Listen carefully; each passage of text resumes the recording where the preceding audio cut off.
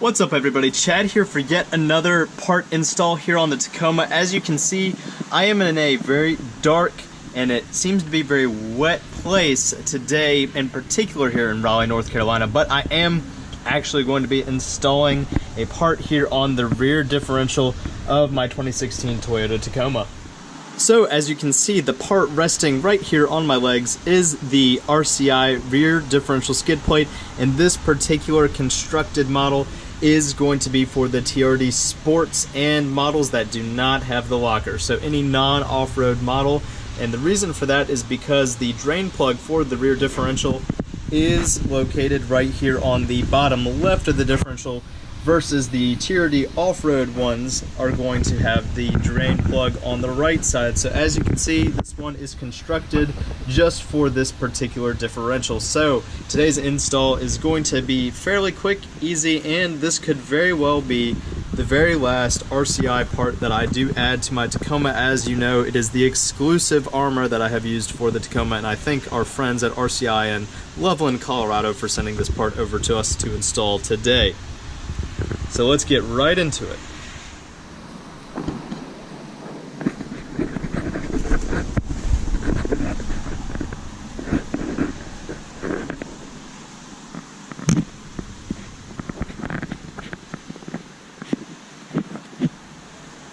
So I've bolted up the entire skid plate, but I have not yet tightened these bolts because I do want to show you just a couple things about how to properly attach it. So let me get my phone light here adjusted properly, and I think that should be good. So looking at the bolts for this entire assembly here, it does not take very long to get everything bolted up, but just a couple things to note.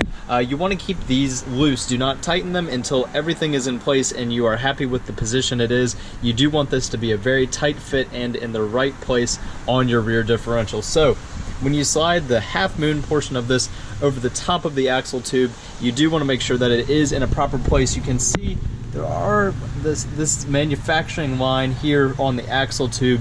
You do want to make sure that this is going to be positioned properly. Mine seems to be properly positioned right on the outside of it, not over top of it. So you do just want to keep these loose until you're happy with the position. At first, this emblem is not going to seem like it's going to be centered up very well, but after you do get things kind of centered up the way you want it to, and then you look underneath here, let's get this positioned correctly.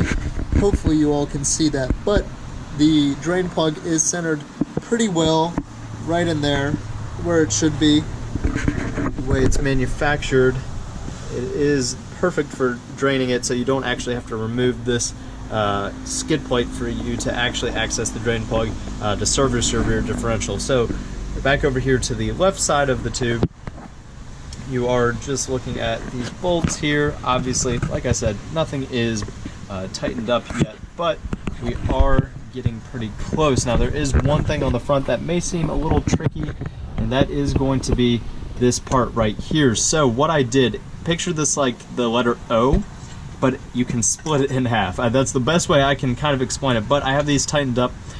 When it does come together assembled, this piece is separate here. So how I have it kind of sliding around and whatnot, it is not 100% positioned, but there are two bolts at the very bottom of the front of the skid plate where this does attach to.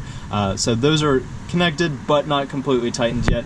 I did take this one off and kind of open the O up, so more like a C, and then I wrapped it around this part of the axle, which you can see it's actually part of the third member here in the front, but it is cut out very well to fit just right over this. It's another area for support, so if you do have a rock that does hit on the bottom, it distributes that hit across the entire member and through the back here and the axle tubes, and not going to be just distributed to one specific spot. So I'm going to get this positioned correctly and tighten things up, and we'll go from there.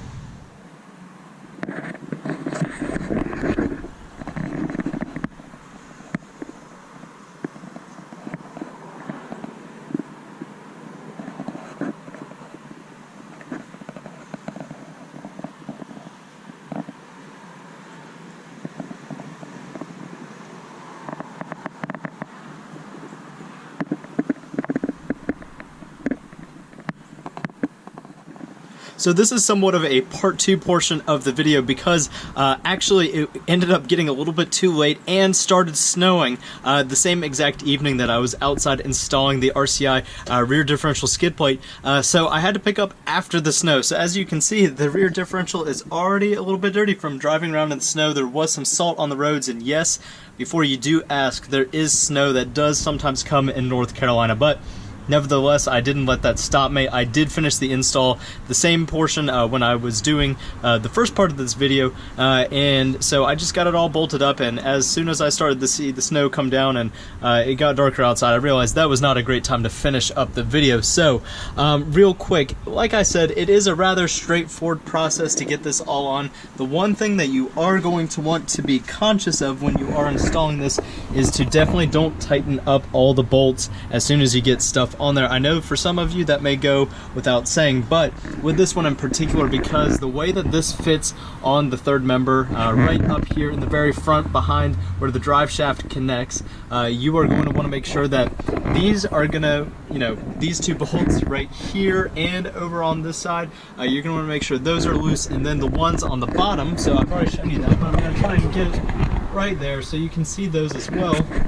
You're going to want to make sure that those are kept nice and loose because you want to make sure that these cutouts fit very well. So as you can see, there's a square cutout here for the left side of the third member, and then a cutout here for the top as well. So you're going to want to make sure that those are going to be fitting snugly right around there. They're not going to make contact with it, but they are going to fit just right around it.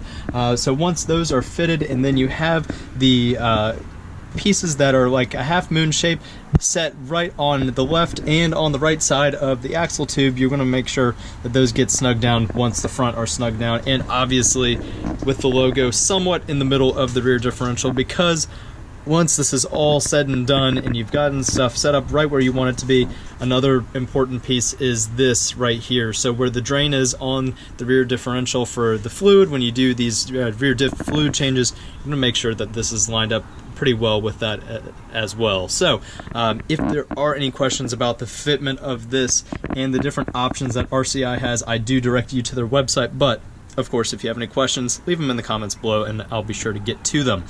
Overall, easy process. Took me about 20 minutes, maybe 25, including the fitment of this.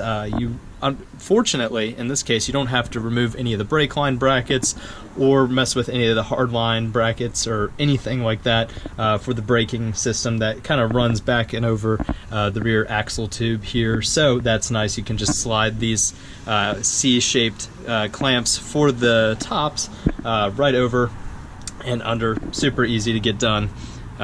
If you all do have any concerns about whether or not this will fit your Tacoma, this particular model they offer does fit the TRD Sport Tacomas as well as any Tacoma that does not have the locker. They also do have the ones that will fit the TRD Off-Road and TRD Pro Tacomas with the locker. The difference being it's a slightly different axle, and the drain is actually not on the driver's side, it's going to be on the passenger side, so this hole is not going to be here. Obviously it's going to be flipped, so then that kind of differentiates the two.